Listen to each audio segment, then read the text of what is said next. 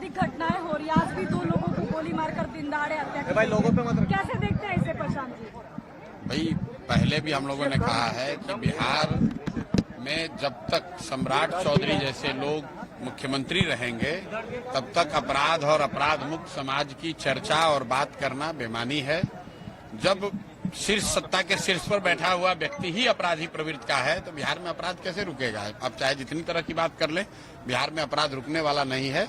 लेकिन ये लोगों को तय करना है। बांकीपुर की जनता ने दिखाया है, बिहार के लोगों को भी सोचने समझने की बात है कि आप जब गलत लोगों का चुनाव करेंगे, गलत लोगों को कुर्सी पर बैठाएंगे तो गलत ही होगा। अच्छा, जो लोग नौकरी नहीं दे रहे हैं, सरकारी नौकरी की बात सरकार के द्वारा किया जा रहा है, नहीं दे रहे हैं। आप प्राइवेट नौकरी की बात कही तब से आपके सवालों पर सरकार जो है विपक्ष को सरकार घेर रही है। आपकी बातों पर क्या कहेंगे सर? कौन घेर रहा?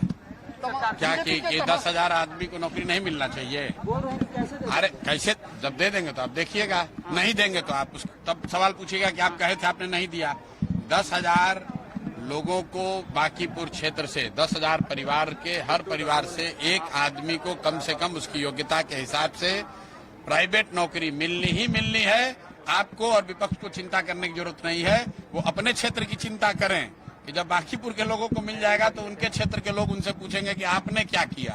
बांकीपुर की चिंता वो हम पर छोड़ दें।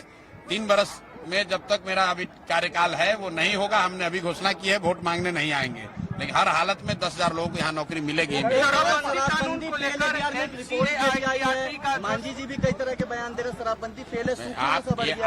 ये आप लोगों का विषय है। प्रशांत किशोर और जनसुराज पिछले 3 साल से हम लोग पहले व्यक्ति हैं जो कह रहे हैं कि फर्जी शराबबंदी कानून बिहार में ये हटना चाहिए। ये सिर्फ वोट के लिए और शराब माफिया और भ्रष्ट तंत्र जो है पैसे के लिए इसको रखे हुए हैं। इससे कोई ना राज्य का फायदा है ना राज्य के लोगों का फायदा है।